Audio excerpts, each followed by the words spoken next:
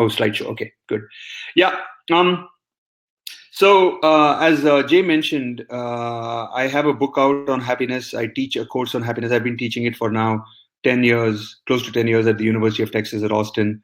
And I also teach it at the Indian School of Business. And I have a Coursera course. I'm sure many of you are aware of it, but if you're not, it's an online course. Coursera is probably the biggest, what's called a MOOC, M-O-O-C, MOOC platform, with over 25 million registered users from everywhere in the world, every single country in the world. In fact, my course only has 200,000 people on it, which is still a pretty large number, but compared to 25 million, obviously it's a drop in the bucket. But even my course has at least one person from every single country in the world. Only 200,000. I've been thinking about this topic, teaching it for quite a long time. And so by now, I have a pretty decent idea of the content of this topic. What does it take to lead a happy and fulfilling life? And what I want to do in the next about 50 minutes or so is take you through some of this content, essentially give you a bird's eye picture, if you will, of this domain, of what it takes to lead a happy and fulfilling life. And after that, as Jay mentioned, I really apologize for this, but coincidentally, it turned out today was the day when Burning Man tickets go on sale. This is the big sale. There was a pre-sale that I did not know about.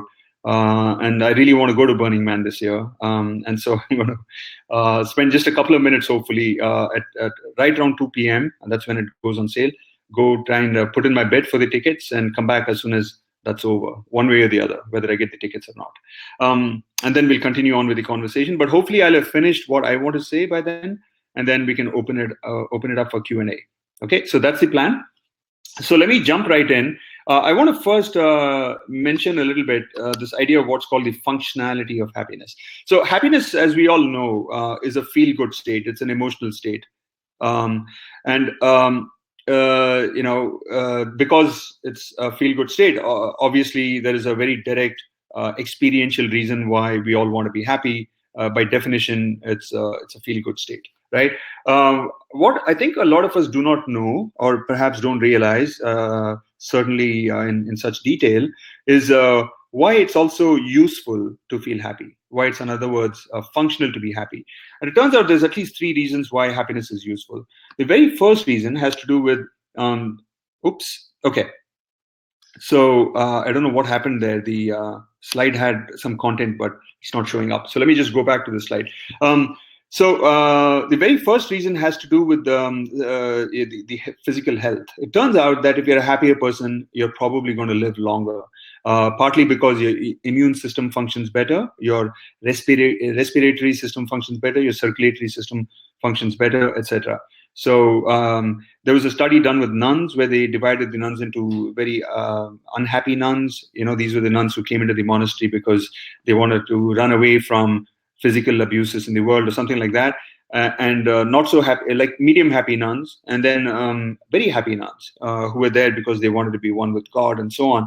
And it turned out that the very happy nuns outlived the not happy nuns, the least happy nuns, by a whopping 11 years. So that's a big effect. So if you compare it to some other things that we know have an effect on your lifespan, like smoking will rob you of about 3 years of your life if you smoke a whole pack of cigarettes every day. Drinking a whole bottle of whiskey or something will rob you of about 7 years of your life. So happiness is, more than smoking and drinking added together, right? Now, some of you might wonder, what if smoking and drinking make you happy, right? Yeah, so that's what Jay is mentioning. It doesn't quite work that way. You might feel happy in the moment, but as you know, if you're a heavy drinker, the next day is really bad, okay? All right, so that's one big effect. The second big effect is that happiness makes you more desirable as a partner in projects. Raj? Yeah. If you click inside instead of on the then it'll go with the PowerPoint. Okay. All right. Sounds good. That's great. Okay. So second is that happier people are more communal. I'm sure that you have recognized it, that you'd rather belong to a team in which people are optimistic, supportive, happy, upbeat, etc., rather than people who are wet blankets. And a lot of research actually shows support for that. If you are part of a happier team, you're more likely to be productive, more likely to get things done, be more creative, etc. The last one has to do with personal productivity, partly because you take less sick leave because you're healthy, and partly because you're better in teams. It turns out that when you're a happier person, you're more productive. But even more than that, right? Even more than the health and the performing better in teams, even individually, if you're, for example, solving a Sudoku puzzle, right? Or you're playing chess, or your task is to come up with creative ideas, it turns out that when you're happier, you're more likely to do better in these tasks, partly because you have more access to all parts of your brain when you're happy. If you take a look at a happy brain under the fMRI machine, you'll see that all parts of the brain are active. There's blood flowing to all parts. But when you're stressed out, when you're anxious, when things are not going your way, it turns out that mostly the limbic system, the old part of the brain that we borrowed from our reptilian cousins, is active. So in a literal sense, you have more access to more information when you're happy than when you're not. And this is obviously very, very important because all of you are teachers. And so if you have a happier environment, you're more likely to foster creativity, enhance the health of the students. Jay shared with me a presentation from earlier and a video that showed the school, I forget the name of the school, that actually fosters that kind of environment. That's really awesome. Okay, so let me jump into now the main question: what does it take to lead a happy and fulfilling life? So I want to kind of abstract away a little bit and talk about the main themes that emerge. And I'm going to talk about 3 themes that emerge from this research. So the very first theme that emerges is that your basic necessities need to be taken care of if you are to be happy. This is not very surprising, of course, right? In fact, most of us recognize that forget about being happy. Even to be not unhappy, you need your basic necessities to be taken care of. You can't be happy if you don't know where your next meal is going to come from, or if you're not sure if your medical needs are going to be taken care of, those kinds of things. Lots of evidence for this. In the United States, for example, studies have shown that all the way up to about $85,000 per household per year, there is a very strong and significant correlation between your income and your happiness levels. Why $85,000? It seems that at that point, at $85,000, beyond that, you don't need any more money in order for your basic necessities to be met. In a household of 4 people, 2 adults and 2 kids, that's about the amount of money on average you need in the US for everybody to have a good meal, 3 square meals every day, and have a basic medical attention and transportation and physical comforts and so on. And this kind of a pattern has been replicated across several other studies as well. Okay, so basic necessities are absolutely essential. And I'm going to assume here that all of you guys are beyond this point. So let's move on to what I think is more relevant for all of us. Yeah, that's true. I mean, there's a lot of income inequality. We can talk about that another time. Okay, so what is next? It turns out the second thing that turns out to be very, very important, second element, if you will, is that a set of 3 goals are fulfilled. That is that for human beings, the progress, or the perception of progress towards these goals, turns out is very, very important. So the first goal, this picture on the top, represents the goal of mastery. That is that we need to feel that we are progressing towards becoming really, really good at whatever it is that we want to do. Ideally, it's our job, because we spend so much time at work that we want to be known for being a good teacher, in my case, right? In your case too, many of your cases, being a good researcher, right? But even if you're not actually working, let's say that you're taking care of the house, then you want to be known as being a good parent, or a good cook, a good organizer, good a person to take care of everybody's need at home. But if you're living alone, well, then you need to feel that you're very good at gardening, for example, right? It can be a hobby, though, as I mentioned, it's best if you feel you're really good at the work you do, just because we spend so much time at it. Lots of evidence showing that that's important. The second thing that turns out to be very important is that you feel that you have a sense of intimacy, or what the researchers call a sense of belonging, with at least one other human being on Earth, right? And the sense of belonging needs to be so tight that this is not just mere familiarity or an acquaintance that we're talking about here. We're talking about a deep friendship. The sense of intimacy needs to be so high that you feel that with this person, ideally there's more than one person you know like this, you can let your hair down, you can reveal your deepest, darkest secrets, and they wouldn't judge you, and likewise you wouldn't judge them. And so you can let your hair down with them. You can be yourself without feeling this fear of being judged. Okay. There was a study done called the Very Happy People study, where they looked at the top 10% of the happiest people in their sample. And these people were more extroverted. They tended to work in certain kinds of industries and so on and so forth. Lots of kind of positive correlations between different things they did and their happiness level. But there was one thing that every single last one of that top 10% group had, which is that every single one of them had at least one really intimate relationship. So what it shows you is that if you want to belong to the very happiest group, then the sense of intimacy is no longer a luxury, it's a necessity. Okay, so mastery, belonging, those are the first two things. The third thing is a sense of autonomy. That is that you feel that you are in control of your major decisions in life. You know, where you choose to work, where you choose to live, who you choose to marry, and so on and so forth. And that you're not a puppet in somebody else's hands, right? Lots of evidence showing support for this. So, for example, citizens of democracies are far happier than citizens of dictatorships or autocracies, right? Because in democracies, we have more freedom than do citizens who live in these dictatorships. Okay, so I'll get back to all three in a little bit, as you'll see, but I want to move on to talking about the third element, the last element, which the researchers found as being very, very instrumental. And this element is actually the most exciting for me, because there's a lot of yeah, I mean, intimacy is very, very important for kids, and perhaps even more important for kids. Somebody asked this question. You know, there's a lot of work on you know, infants and how they need, in particular, what's called contact comfort, right? Being held. It turns out to be very, very important. Yeah, that's true, Jay. I mean, so they've given up some level of control, and it's arguable as to whether they're truly happy in cults or not. Okay. For now, let's just go with this, and then we can revisit some of these exceptions a little bit later on. So the third is what I call a mindset. And the mindset essentially comes in two main varieties. So I think I need to go back to this slide. Yeah. So the first is the scarcity mindset. And people of a scarcity mindset have this implicit belief that life is a zero-sum game. That is, that my win can only come if somebody else loses, right? So obviously it promotes a kind of a greed mentality, a hoarding mentality, a tendency to think of life as being divided into us and them, me versus you, that kind of a thing. Promotes a lot of self-centeredness. By contrast, the abundance mindset is characterized by this belief that, look, you know, there's enough to go around. In fact, when it comes to the really important things in life, like, for example, finding something meaningful to do, leading an enjoyable life, it's not a zero-sum game. If anything, it's a game where, you know, it's a multiplier game. My happiness is going to promote your happiness, and we can all live and let live. That kind of an ideology.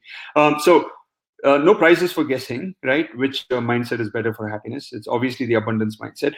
But I want to walk you through why the abundance mindset is so important for happiness by going back to the three goals that I talked about earlier. And by the way, there's a nice mnemonic that I use. I'm from the business school, right? So I teach MBA students. And so MBA is a nice mnemonic: mastery, belongingness, and autonomy. Mastery, belonging, autonomy. Those are the three important goals that I talked about earlier. And it turns out that a person with a scarcity mindset pursues these goals in a very different manner than a person with the abundance mindset. Okay, a person with a scarcity mindset pursues mastery through chasing superiority, through comparing themselves with other people and wanting to be even better than they are. They want to be numero uno, right? They want to be the big boss.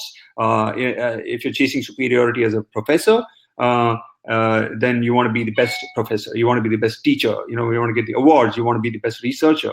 That kind of a thing. Okay.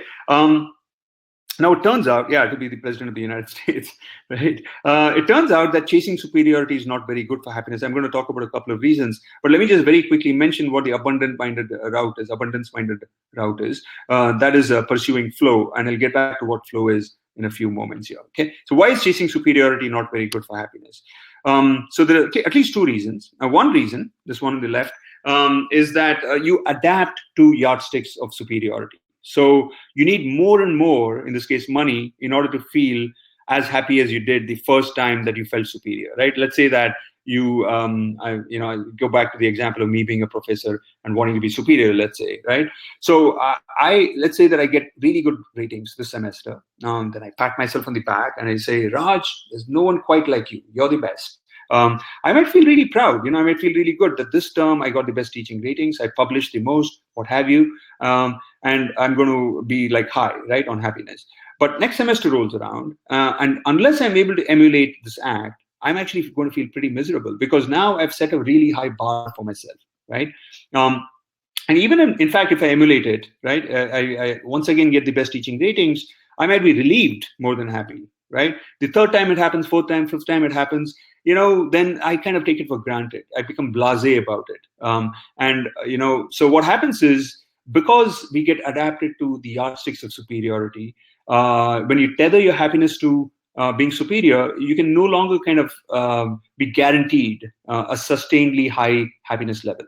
The goalpost has moved or keeps moving, and so you end up not being able to be happy on a sustained basis. So there's a really nice video that I want to show you guys in this context by my favorite stand-up comedian, Louis C.K., who talks about how quickly we get adapted to things. So let's go and play that very first video here. Yeah, this one. All right. Take a listen.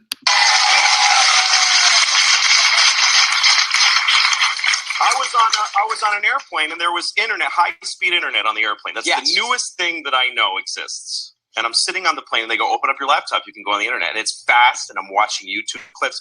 I'm in an airplane. And then it breaks down. And they apologize. The internet's not working. The guy next to me goes, this is bull.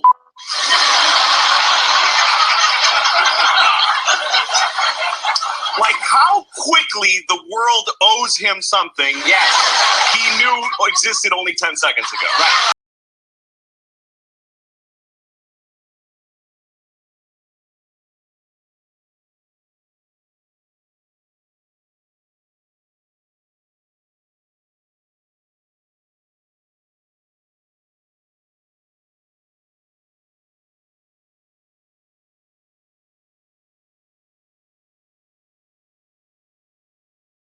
Raj, your microphone is closed. Open it up again.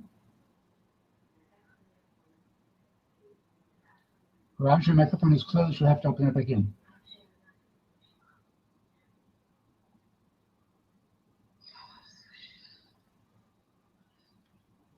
Your microphone is closed.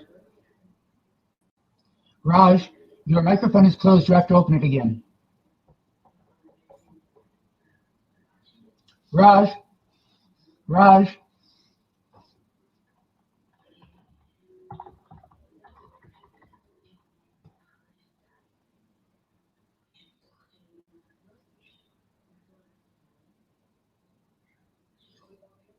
Your microphone is closed. You have to open it again.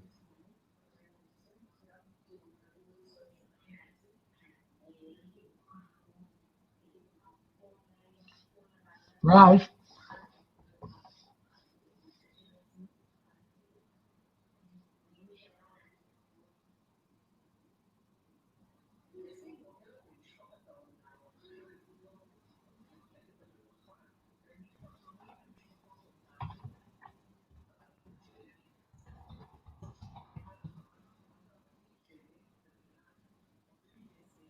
Well, John, you have a microphone, but we're trying to reach Raj so he can restart.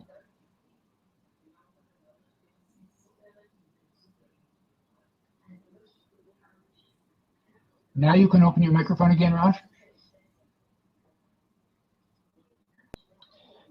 Okay. Your microphone. Okay, that's okay now. Okay. Very good.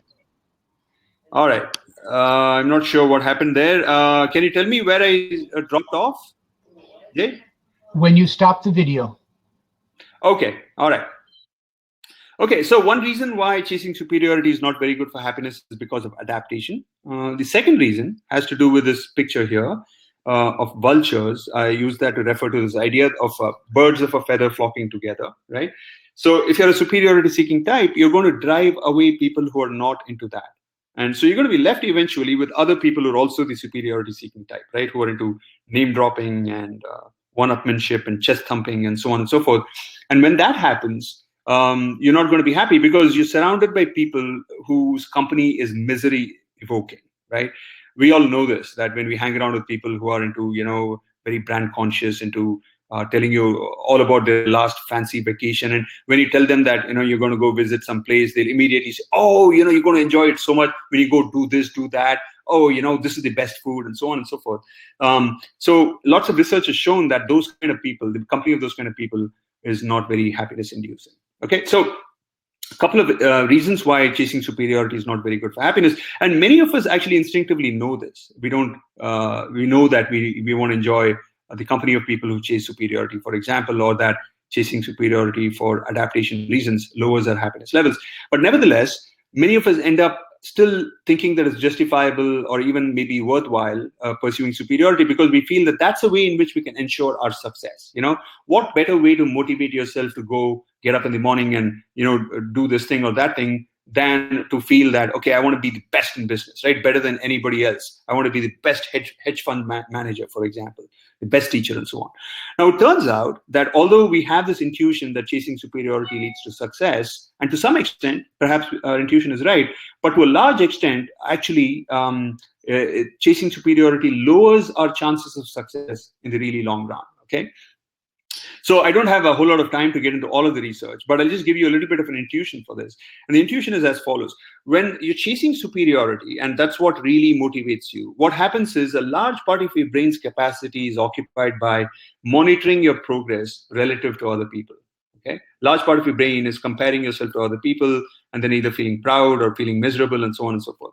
And what happens is that because a part of your brain, let's say 15% of your brain is occupied by monitoring how you stack up relative to other people, that part of the brain is no longer available for you to be devoting to the task at hand.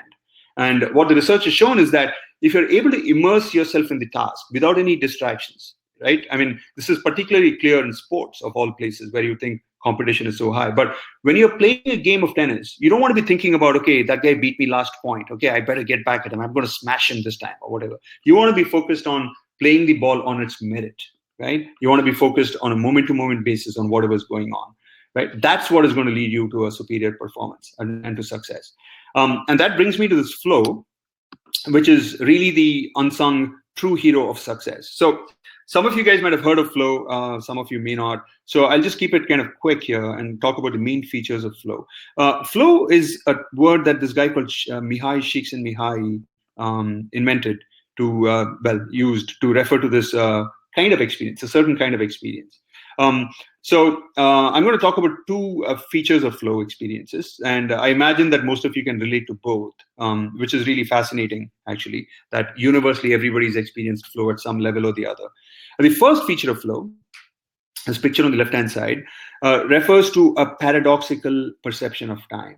That is, that time seems to both slow down and speed up in flow experiences. That sounds odd, right? How can it do both? But that's what happens in flow. So imagine that you get into flow when you're playing a game of tennis. If you're in flow, it would seem as if you're playing the game in slow motion, right? Like Neo in the movie Matrix, if you've seen the movie, dodging bullets in slow motion.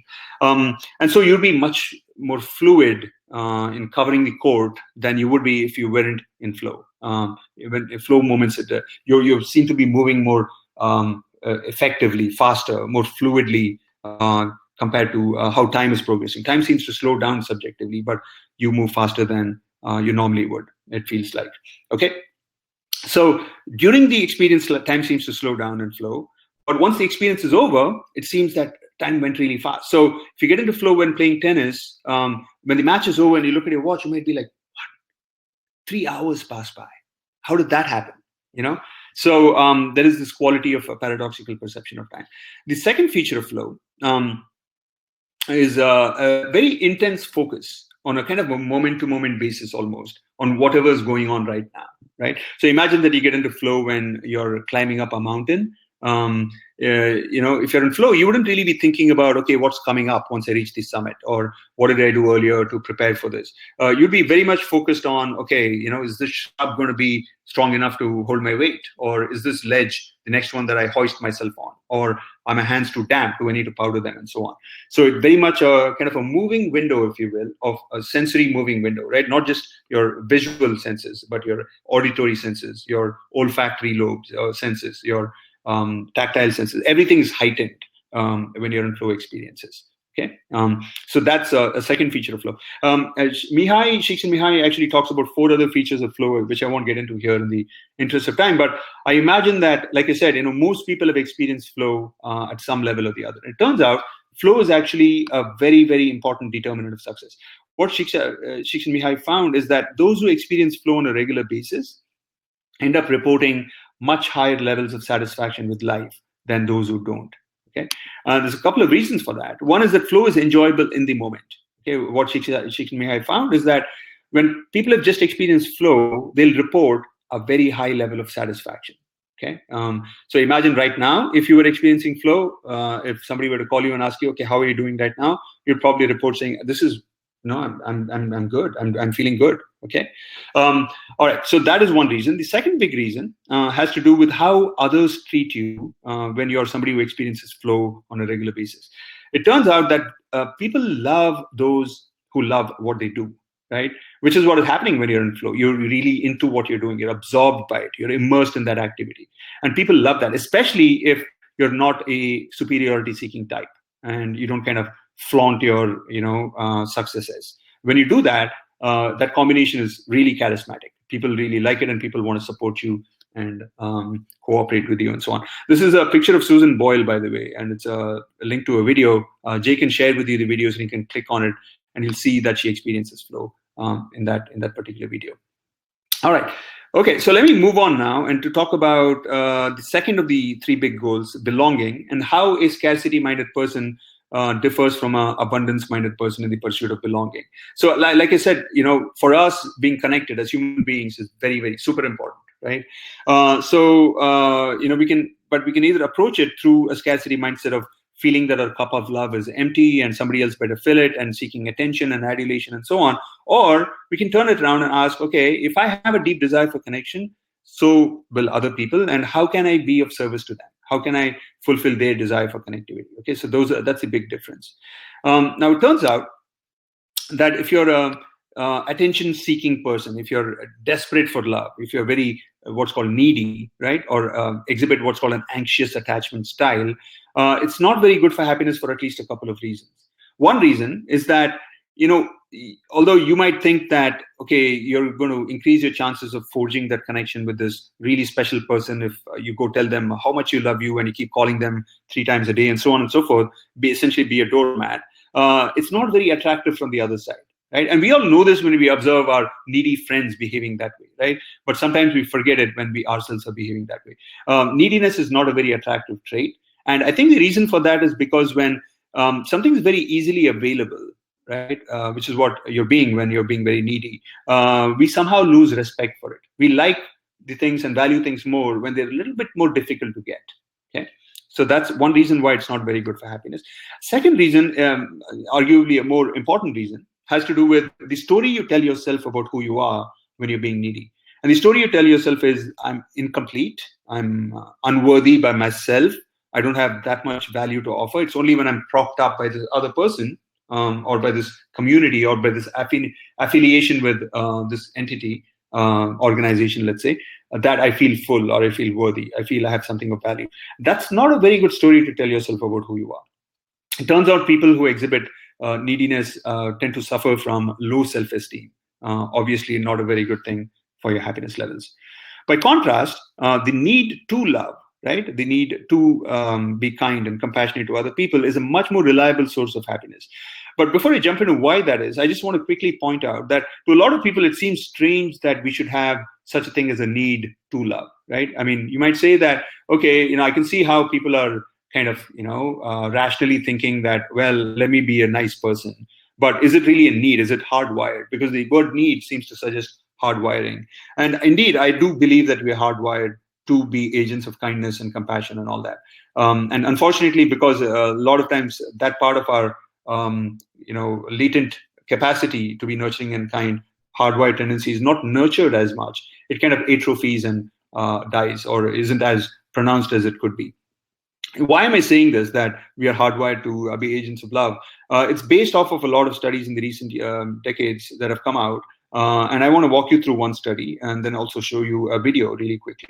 So in the study, this represented by this picture here, students who were enrolled at the University of British Columbia in Vancouver were accosted when they were headed to their classes one morning at 8 a.m. by the research assistants. And they were asked if they'd be willing to participate in a study. And those who said yes were handed an envelope. And the envelope contained either $5 or it contained $20. And the students were asked to either spend the money on themselves, buy yourself a cup of coffee or a book or a teddy bear, what have you, whatever you want, or spend it on other people, right? You can buy them a coffee, for example. Okay, so basically $5, $20, spend it on yourself, spend it on somebody else, 4 cells. And later on that evening, these students were called up and they were asked how happy they were, and their happiness levels were compared to how happy they had been in the morning. And it turned out that those who spent the money on other people were significantly happier than those who spent the money on themselves. Okay, now this might be surprising to a lot of people. So in the same study, they asked a separate group of participants which group would be the happiest, right? They would describe the study much like I described it to you, and they were asked to predict which group would be happiest. And that second group predicted that the group that spent the money on themselves would be happier than those who spent it on other people. In other words, we seem to have an intuition that spending money on ourselves is the surest way, the quickest way to happiness, which is how we spend our money, right? Most of us spend most of our money on ourselves. But what the study finds is actually spending money on other people might actually be a well-kept secret to happiness, right? Dalai Lama actually has a good quote here. He said, if you want to make others happy, be compassionate. If you want to make yourself happy, be compassionate, right? So I think that saying really nails the study's findings quite well. Now you might argue that this was experimenters' money, and what would happen if you spent your own money and so on. So a lot of subsequent studies have actually shown it. You might also ask what would happen if kids were asked to share, let's say, their meal with another kid. Would they be happier? So some studies have been done there too. And in one study, they looked at toddlers and they gave them some goldfish and asked them to share it with this monkey puppet, which likes to eat, and put the goldfish cracker in its mouth and chomp on it. And indeed, what the study found is that the toddlers were far happier when they were feeding the monkey puppet rather than eating the goldfish crackers themselves. Of course, these were like kids from relatively wealthy backgrounds and so on and so forth. But nevertheless, it's really interesting to see that it's not being kind, etc., is not necessarily only something that we learn over time. Even as 2-year-olds, we have the hardwired tendency to be loving and compassionate. Okay, now here's the really interesting thing I think about human beings, that not only is the desire to love and be kind, etc., hardwired, but it seems to be quite intensely hardwired. So much so that even observing 2 other animals being nice to each other evokes the sense of warmth, this feeling of expansiveness, this desire to do good, to tear up actually, to choke, and to feel a lump in your throat. So, if you think about it, that's really like kind of, really significant, that you could understand it if, we feel elevated or feel expansive if 2 other human beings are nice to each other, right? Obviously, if we ourselves are involved in a caring relationship, that feels good. But even seeing 2 other human beings being nice to each other, that's perhaps understandable. But 2 other animals being nice to each other makes us feel that way. So I'm going to try and evoke some elevation in you guys and play you guys a quick video here. Take a look, and after that, I'll continue.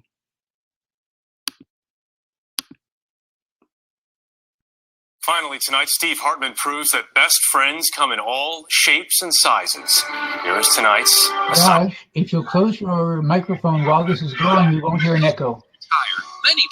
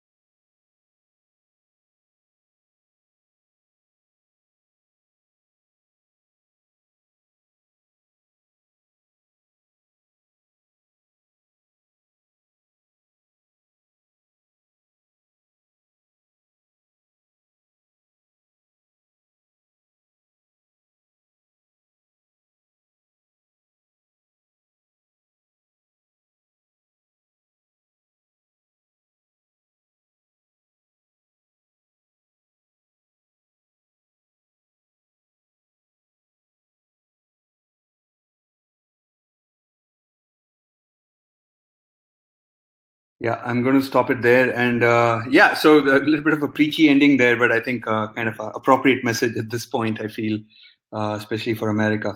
All right, so I see there's a bunch of comments and questions, but I'll skip them for now, and we'll take them after I finish up here. So let's just move on. Why does being kind enhance our happiness levels, right? One reason is that we clearly seem to be hardwired, right? I mean, as you can see from this picture of these two little kids, they don't need to be told about friendship and kindness to each other, etc. They already know it, right? So it makes us feel good. Just as, you know, if you're hardwired to enjoy sugar, eating sugar makes you feel good. The second reason has to do with the most strategic thing, which is that when you're nice to other people take notice and they want to be nice in return to you. This desire to reciprocate, to be fair, to do unto others what they have done unto you seems so basic to us that, you know, almost every culture has this desire for fairness and reciprocity. So you set yourself up, in other words, for kind of pools of goodwill for yourself, if you will, to embed yourself in a web of positive reciprocal relationships when you're naturally or by default nice to each other, nice to other people. Okay, the last reason has to do with the story you tell yourself about who you are, right? When you're nice to other people, particularly if you engage in what's called costly giving, right? That is that even though you don't have a whole lot, you give to other people. You end up telling yourself the story that I'm so big, I'm so expansive, I'm so magnanimous that I can afford to not think about myself and my problems and be petty and narrow in my approach. I'm like a king or a queen who's more concerned with what other people are going through and how I can get them out of their kind of misery or troubles. And that kind of a story is actually very, very powerful. Again, because I think we seem to have a very deep desire to be contributors, you know, net positive contributors to the world, agents of positive change, if you will. And we fulfill that desire by being nice and kind to other people by default. Okay, so what I've talked about until now is how the abundance and scarcity mindset can make a difference to the pursuit of mastery and belonging. I want to turn to the third big goal that I talked about earlier, which is autonomy. An abundance-minded person is going to seek what's called internal control. I'll get to it in a minute. Whereas a scarcity-minded person is going to seek what's called external control, control over other people and over outcomes. Right? So a scarcity-minded person feels that, you know, things are not going my way, I don't have enough, and I better kind of change the environment so that it suits me better. I better get other people to behave like I want them to, because that's what is going to make me happy. Right? And that kind of external control is not very good for happiness for a variety of reasons. The first reason is that all of us have discovered, I think, that life is very capricious, right? I mean, it seems to have a mind of its own. It doesn't kind of give us what we want. It's kind of like Donald Trump's hair, right? Really unpredictable and uncontrollable. Okay. So what happens as a result is if you're a very high in desire for control person, you end up setting yourself up for a lot of frustration in life. And that's what, in fact, studies show is that when you're a high control for seeking person, when things don't go according to plan, when others don't behave like you want them to, you're much more likely to be frustrated.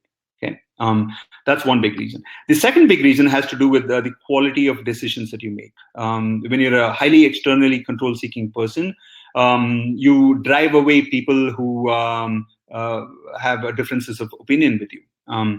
They're too afraid or can't bother to kind of air their differences because you seem to shoot it down. You know, you seem to be a my way or the highway kind of a person, and so you drive away the people who might have a difference of opinion. And when you drive away those kind of people, you drive away diversity. And it turns out that our best decisions are made when we are surrounded by diversity, not by homogeneity. When everybody agrees with everything we say, we end up basically not being very creative or not being as creative.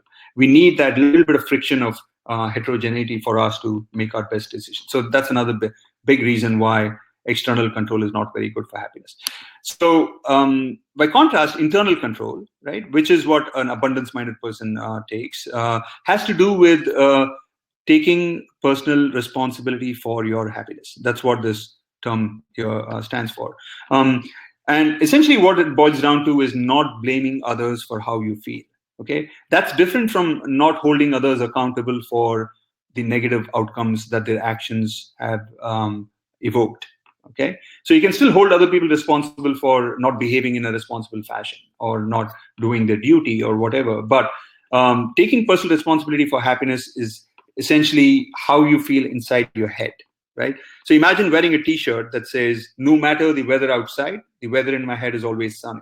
And that's something that human beings are uniquely equipped to be able to do. Because why? Because it turns out that our emotions, okay, I don't know if you can see these words here, our emotions are more or less always a function of our thoughts. Sometimes they're driven by our bodily changes, but they're really a consequence of how we interpret, how we imagine the world to be, how we perceive it to be.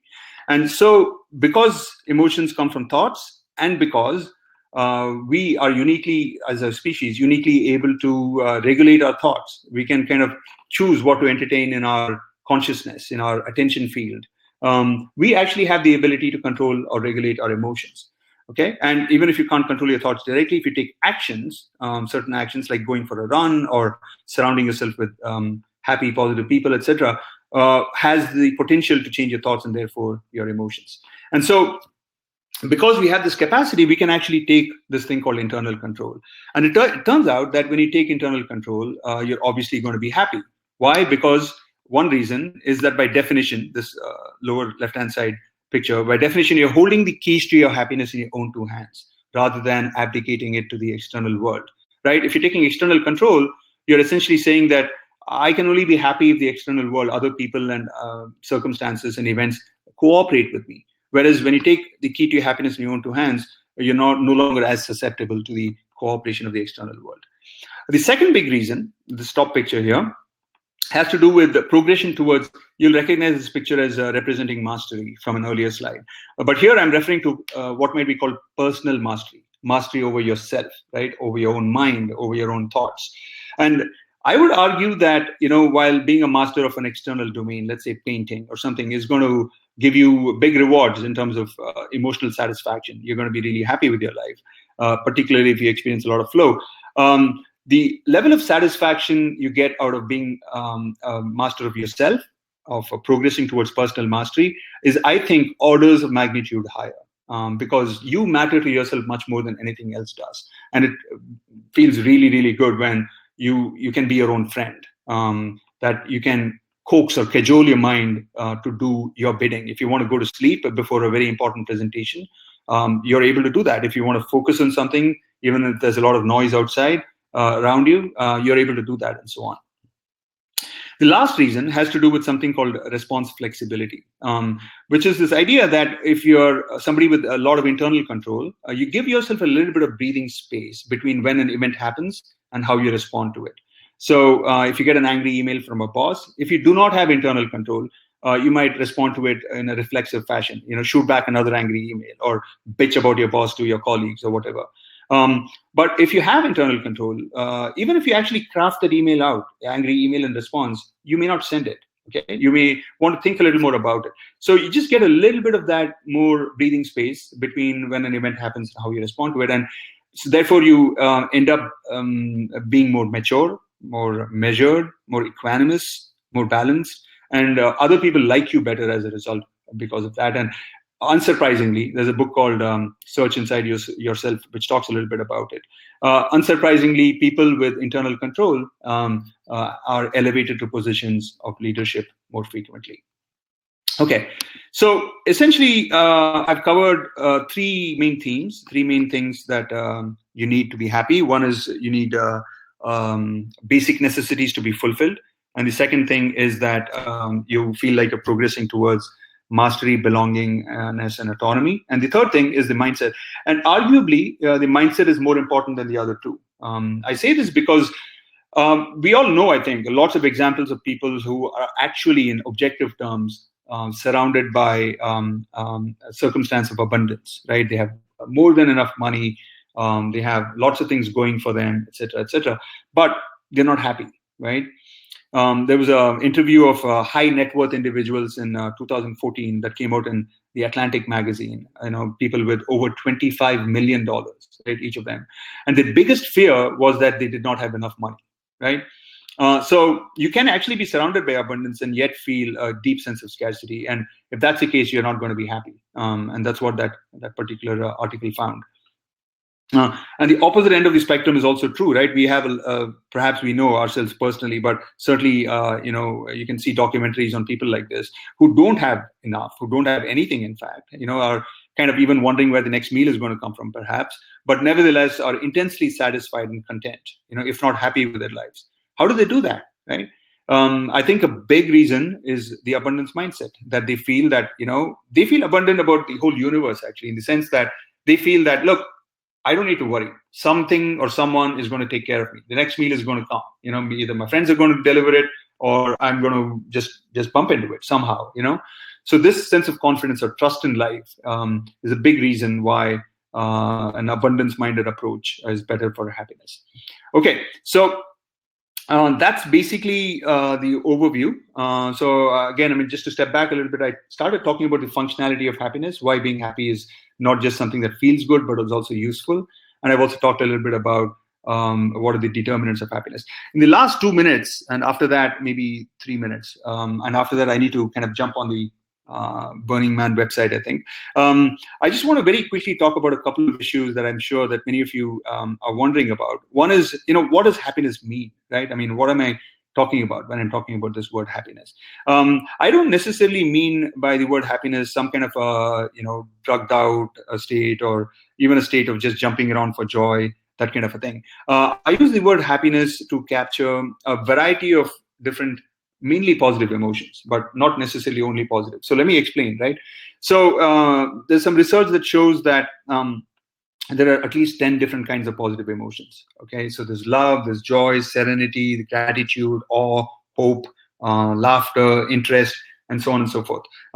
So long as you're kind of experiencing any one of these 10, or maybe there are 12, right, altogether, you could think of yourself as being a happy person. Okay. Now, you don't need to necessarily always only be feeling positive for you to think that overall your life is a happy life. We know that as human beings, we also seek meaning, we seek purpose. And what I mean by these two terms is subtly different. With meaning, I'm talking about doing something that contributes more to things beyond yourself, right? So not being self-centered, so contributing to society or to your family. So you might actually go through some physical pain and stress and have to wake up in the morning to do something, but you know that you're pursuing something that's aligned with your values of doing something meaningful, right? Going and volunteering in a soup kitchen, for example. Okay, so that would still constitute a happy life in this book.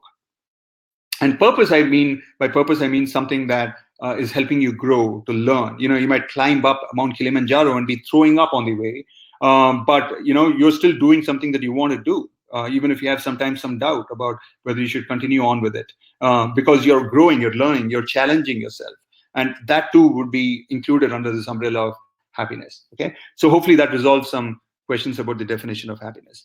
The other issue that I wanted to talk about really quickly is measurement of happiness. Happiness is subjective. Some people seek meaning, other people seek purpose, other people seek pleasure. Can you really measure it? Are people meaning the same thing when they talk about I'm feeling happy, right? It turns out that remarkably they are.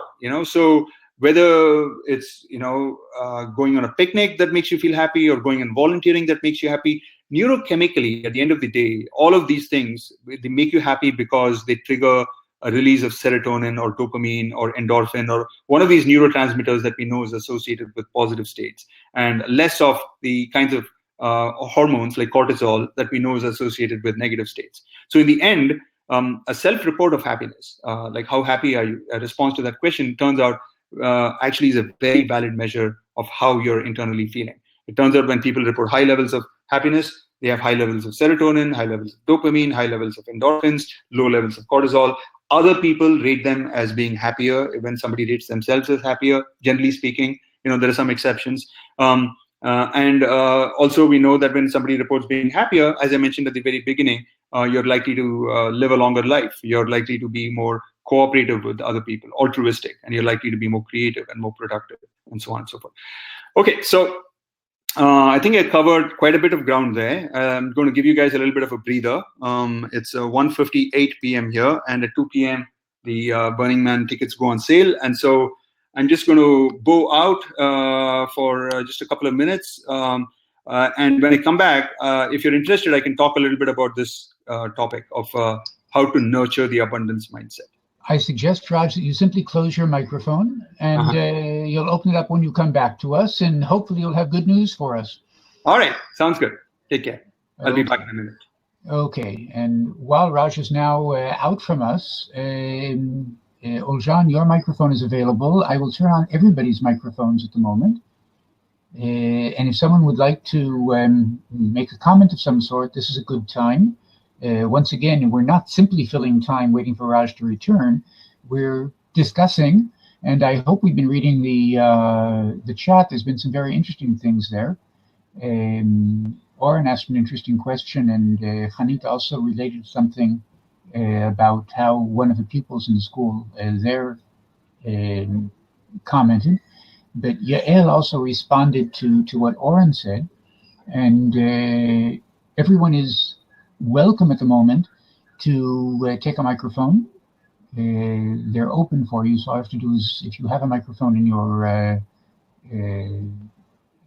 computer here, you'll be able to get it. Oljan, if you would like to say something. I think that all of us have been listening quite intently to Raj's things that he says. I was translating from the Hebrew there. And Hine, Oljan, please. Yeah, it is interesting. When I told about the course to my friends, and the thing, how to define what is a happiness, it raises a lot of responses. I mean, one of my friends said that he cannot allow to himself to be happy, since there's a lot of trouble in the world. And then in the course of Raj in Coursera, he discussed these topics, and this is the 2 lessons. I mean, maybe discussed this contradiction between the wishing to be happy and the points when people resistant to be happy. To be happy. This is some contradiction, very interesting contradiction. So that's someone else said something there.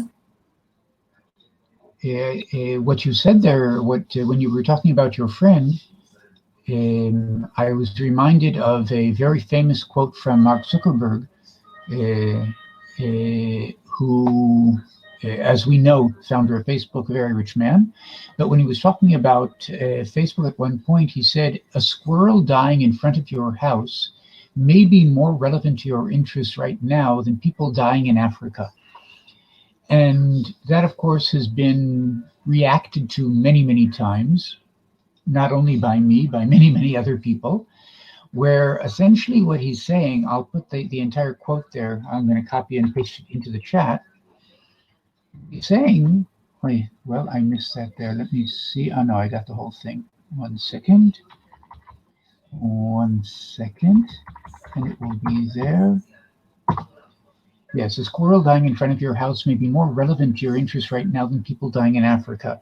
The squirrel dying is not something that's going to make you happy, but that you're involved in your little world when other big things are happening around you, which could be very, very earth-shattering and very, very distressing, but you're in your own little world, is a major problem. I think that's what your friend was referring to, Oljan, that there's something strange about me taking care of myself when there's so many other things which are happening around me which should be distressing me, which should be making me feel uncomfortable.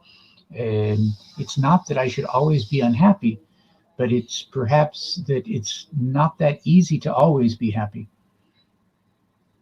And anyone else is invited to take a microphone to try and respond to that.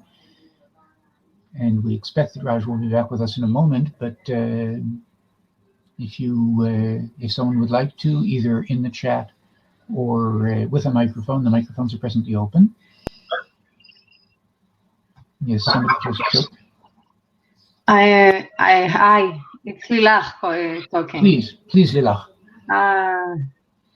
I want to ask. I'm a little religion and happiness for me, or it's all in Jewish religion. So it's something that it's building, and it's something that every day we are looking about the thing that we're doing, and that's what I write there. It's who is the wise man that it's very happy to with what he have. Sameach bechelko. Sorry? Sameach bechelko. שמח בחלקו, בדיוק, מי ששמח בחלקו. So I'm sorry, I did the Hebrew there. I'm sorry, we're in English. Yes, I apologize. Sorry? I apologize for going into Hebrew there. That wasn't okay on my part. Yes, but we understand what you're saying is that that's it's connected for on the traditional and the area that you come. I think that's what it's not just what if you're doing or not doing things. And okay, yes, I think that's an important point. Okay. Hey guys, I'm back, by the way. I click on the website for Burning Man, and I'm just, it says you're in the queue, and there's no need to refresh the page. Okay. We're going to be very helpful. I've kept the computer in front of me, and if and when there is any change in the website, I'll duck out again. But for now, I'm back here. So if you're already in a discussion, I'm happy to listen to it. On the other hand, if you want me to, for my inputs, I can give you my inputs as well. Well, I think you should go over a little bit in what's been in the chat. There are a couple of things which we're seeing, and Lilach has been speaking now. Lilach, I'm going to take away your microphone now so that we won't have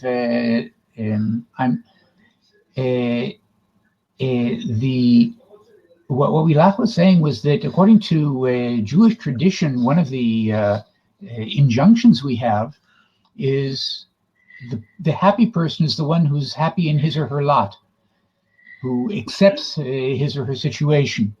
And the question was, or is that being deterministic, or is that a way of actually being happy?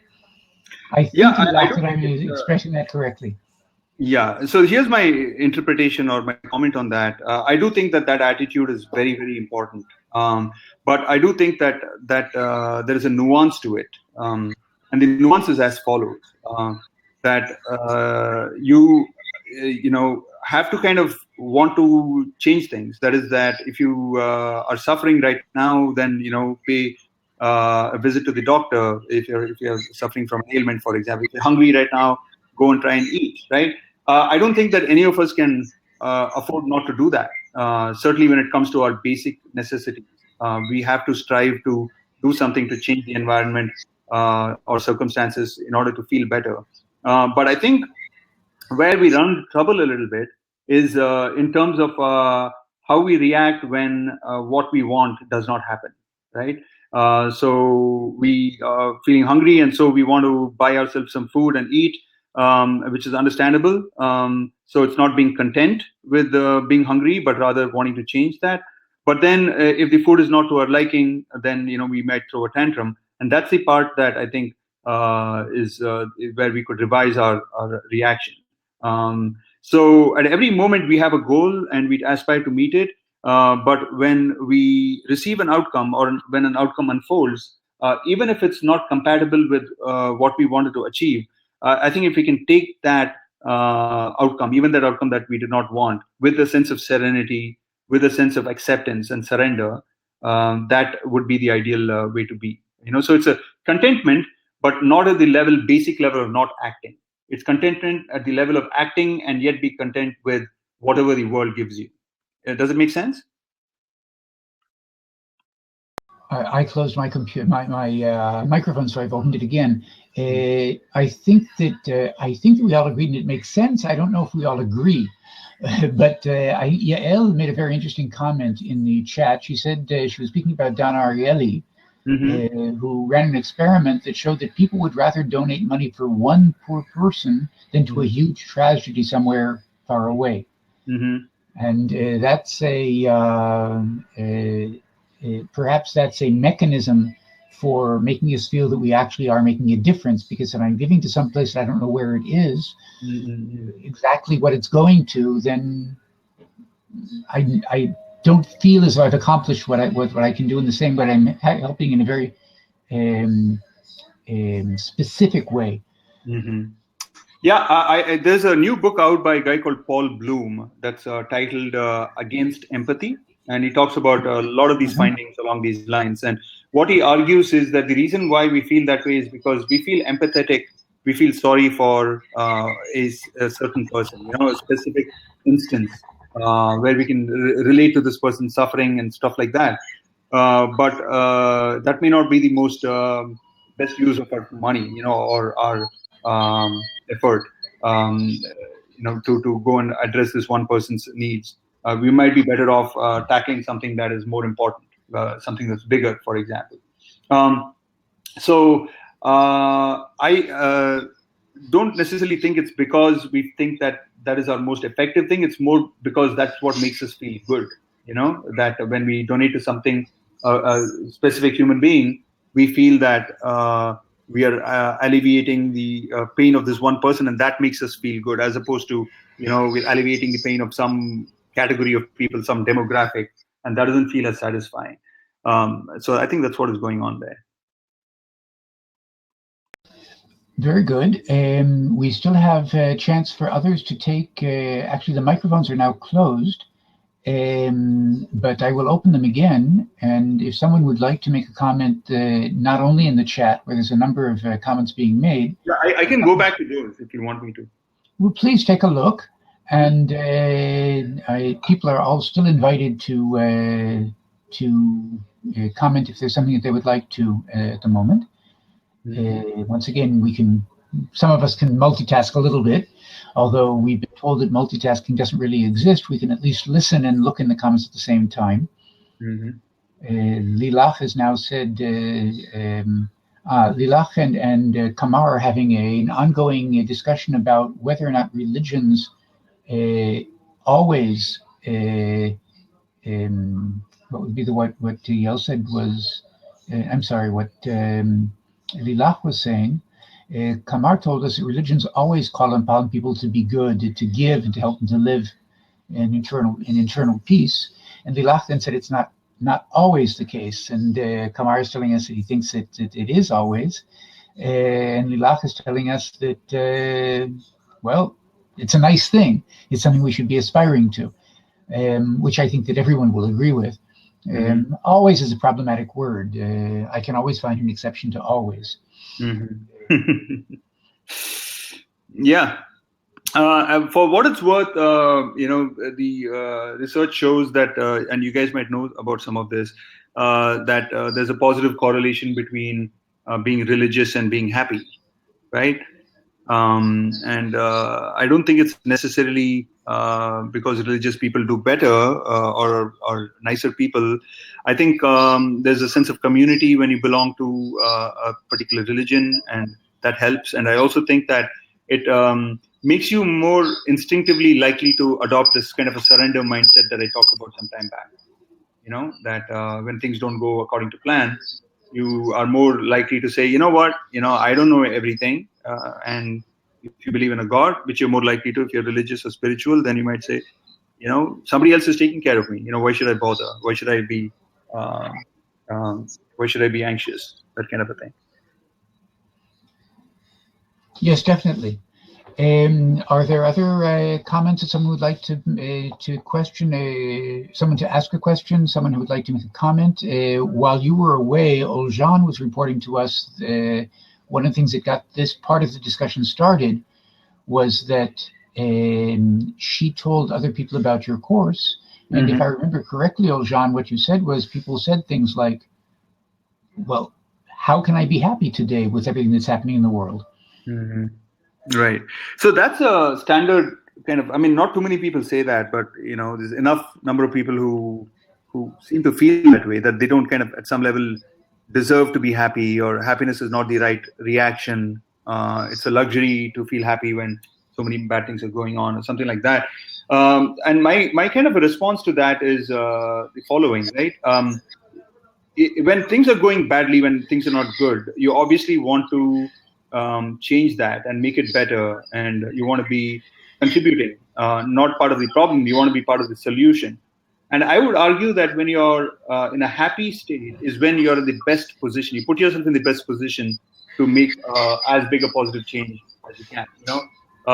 So even from the perspective of wanting to be an agent of positive change, even from the perspective of doing good for the world, being a happier person is better than not being a happier person. So another way to phrase all this is that even if you don't feel that you deserve to be happy, I would say that you're obliged to be happy for the sake of the world, so that you can be a part of the solution and not part of the problem. But of course, here, when I say happy, I mean not necessarily proud or joyous and jumping around and ignoring other people, but rather doing something meaningful, doing something that to alleviate other people's pain, and feeling a sense of gratefulness for being able to be in a position to be part of the solution rather than part of the problem. I don't know if that makes sense.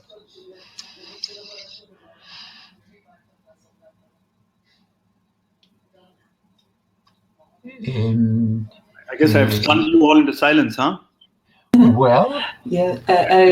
Now I remember my visit in India, and I saw there a lot of people, very poor people, and they slept in the road, and so there's no house. But my impression was that people are so patient, and they didn't seem unhappy. And I related that to the Hinduism religion. This right? What do you think about that? Since according to religion, there are some incarnations, and people who are poor in this incarnation, in the next time they may be in another position. So how do you explain? How can you explain this? Maybe I this is my mistake. That was my impression. And yeah, so if I understand your question correctly, Uljan, you're saying that when you went to India, you saw a lot of people who did not have a lot, but they were still happy. And your interpretation is that it's because they have accepted their fate, based on this idea that they are here now in this situation because of what they did last time, and if they do good now, they'll end up in a better state next time. Something like that, right? Yeah, mm-hmm. Yeah, I do think that's true. I mean, I think this subscription to the ideology of karma, right? That you sow, you reap the fruits of what you sow, and therefore, if that is true, then whatever you're reaping right now must be because you did something that deserved it in the previous opportunity you had. I do think that that's a very big reason for that sense of contentment. But I think it also has a dark side to it, which is that people end up becoming indifferent, and I think that it's at least somewhat understandable, pardonable if you're indifferent to pursuing your own goals. But if somebody else who's got a lot of resources and living comfortably looks at another person who does not have enough and says, oh, that's because they didn't do enough last time, they deserve it, then that's not very good. Of course, according to the karmic principle itself, you shouldn't be of that attitude, because now you're behaving in a way that is going to lower your chances of having a good life next life if you behave that way. But sometimes people use the karmic ideology to only blame other people, and that's a bad part of it. Mm-hmm. I wonder, Raj. Mm-hmm. I'm going to close somebody's. Can I be heard now? No, there's somebody. Yeah. Somebody can close their microphone for a moment. I'm getting I want to ask a question like this. Mm-hmm. The title of your book is, if you're so smart, why aren't you happy? Mm-hmm. And I think you gave us a lot of explanations of what are the things that cause happiness. Mm-hmm. But I think that when I read the title of the book, what I felt was perhaps people who not necessarily are smart, but have lots of information, Mm-hmm. who have learned a good deal about what's happening around them, Mm-hmm. have reason, to my dismay, to not quite be as happy as they would like to be. Mm-hmm. And so the question is it better to not know what's happening? Yeah. There was actually a guy called Gustave Flaubert, a French philosopher, who said that in order to be happy, you need to have a good health and have luck favor you, and you have to be stupid. Of all the three, being stupid is the most important one. And by that, he meant that if you're smart, if you're aware, if you're knowledgeable along the lines of what you just said, you would recognize that the world has so many problems, and therefore you couldn't help but be unhappy. Yeah, I do think that there is some merit to that argument. And you can also add another layer on top of that, which is that when you're really aware, you're also aware of how good life could be, just looking at the life of the rich and famous, for example. And so recognize that you don't have all the things going for you, which is what happens when you go to Facebook a lot, right? Or the social media sites. You look at your friends and everybody posts their best pictures and vacations and this and that, and you end up feeling miserable about your life. So there is something to be said for this idea of ignorance is bliss. But I would also say that, it's not necessarily the case that if you become more aware, you're doomed to feeling bad, right? Because the more you're aware, I imagine that the more you could be aware of all the good things that are going on as well. It's not as if there's only bad things going on. So part of it depends on what's covered in the media or wherever you go to see things, access information. And also part of it depends on what you choose to expose yourself to, right?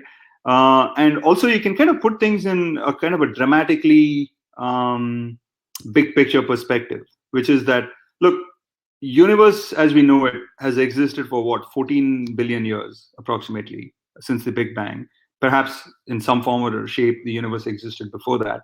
The earth itself has existed for close to 4 billion years, and we live for 80, 90, 100 years and we move on, as far as we know, that's it, right? I mean, we certainly don't retain any memories of our past life, if there was a past life, or what is going to happen in the future. It's not clear, So are we kind of like taking on too much? It's maybe even a sign of hubris to imagine that you sitting here is somehow going to solve these problems, and that you're being weighed down by these things, thinking that you're powerful enough to do something, So if you think about all those things, and at some level, I guess, there's some sayings along the lines of a little knowledge is dangerous, right?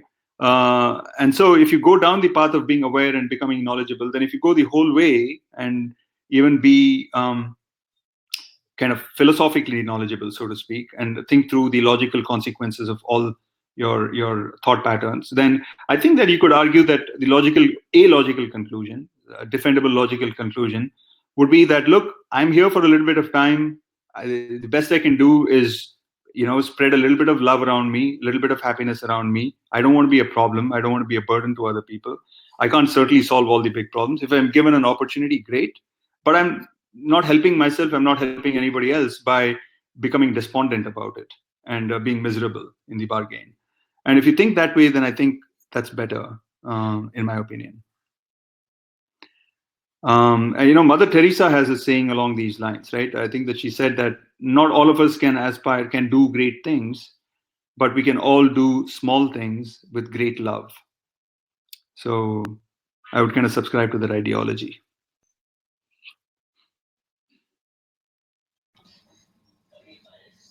And I think that most of us would also, in one way or another, agree with that as well. So I want to give a very, very large thank you to Raj. I hope the rest of us want to as well.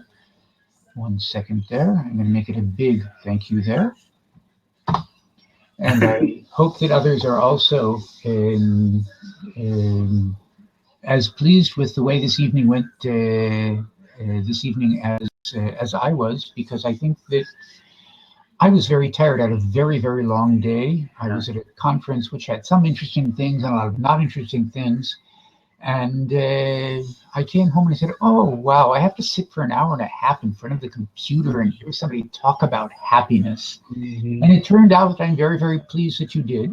And this was a very, very, I want to know if you got the tickets or not, of course. That's very important. Mm-hmm. But I think that all of us found it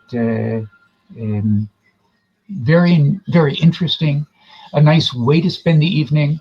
And we want to thank you very, very much. Thank you, sir. I will make a PDF of your presentation, which I can distribute to people, or is that okay? Mm-hmm. I think that you should send them the PowerPoint, because on the PowerPoint you can click on the pictures and it'll take you to the. I wasn't able to show the videos. If you don't mind the PowerPoint being distributed, there's no problem. Okay, I usually make a PDF so that it's not copyable. I will also, it's very, very easy to find a full hour-and-a-half lecture of yours in YouTube. Mm-hmm. So people are more than invited to be with Raj again, if not this evening, on their own time. And there will, of course, be a recording of this session, which will be available to you. So thank you all very, very much for taking part. And Raj, we thank you very, very much. Thank you, sir. Thank you, Jay. Thank you, Ulzan, for originally proposing this. I really enjoyed it. And have a good evening. And hopefully I'll run into you guys. Okay. Raj, I have to say that I really, really appreciate your presentation, that you found the time to be with us, since it is not so easy. I know that you are so busy. Yeah. Thank you very much.